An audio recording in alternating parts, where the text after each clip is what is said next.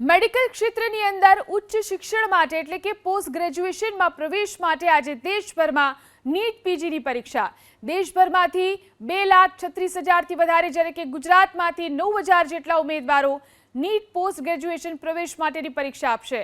અગાઉ નીટની પરીક્ષાનું આયોજન કરવામાં આવ્યું હતું પરંતુ પરીક્ષા મોકૂફ રાખવામાં આવી હતી, જેથી આજે નીટ પીજીની પરીક્ષા યોજાઈ રહી છે।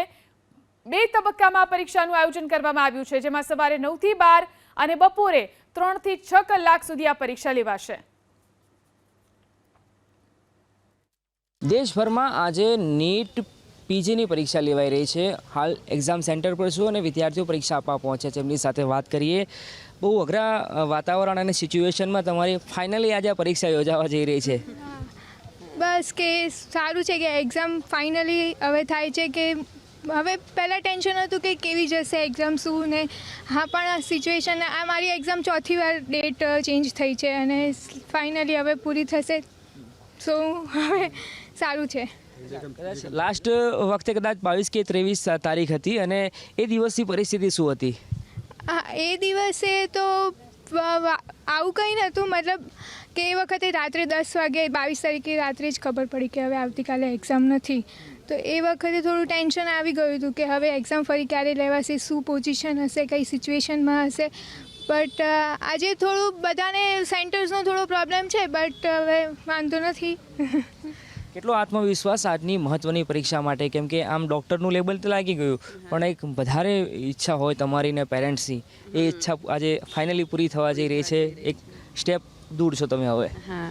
હા, મહેનત તો કરી છે, બસ હવે એક્ઝામમાં સરસ જાય અને અમે રાજકોટથી છે મતલબ બધાને બહુ દૂર દૂર સેન્ટર્સ મળ્યા છે અને તો બી બધા બહુ સરસ રીતે મહેનત કરીને આટલી બધી વાર પોસ્ટપોન થયા પછી પણ બધા સારી રીતે મહેનત કરીને આજે પરીક્ષા અપાયા છે। તો બસ ઘણા પ્રશ્નો છે નોર્મલાઇઝેશનના રિઝલ્ટના, બટ અત્યારે મેઇન ફોકસ એક્ઝામ છે કે એક્ઝામ સારી જવી જોઈએ। વિદ્યાર્થીઓ બાળકોની તો પરીક્ષા છે પણ સાથે સાથે વાલી તરીકે તમારી પણ આ વખતે તો પરીક્ષા થઈ ગઈ, કેવો માહોલ હતો ઘરમાં અને કેવી રીતે તમારા બાળકોને પ્રોત્સાહિત કર્યા પરીક્ષા માટે, ખાસ તો આ પ્રકારનું જ્યારે એટમોસ્ફિયર થતું હોય છે ત્યારે?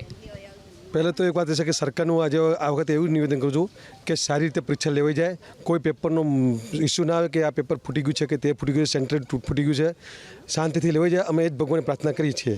સરકારને અમે કહીએ થોડુંક ધ્યાનથી બાળકો ઉપર થોડુંક મેર નજર રાખીએ અમને એમ।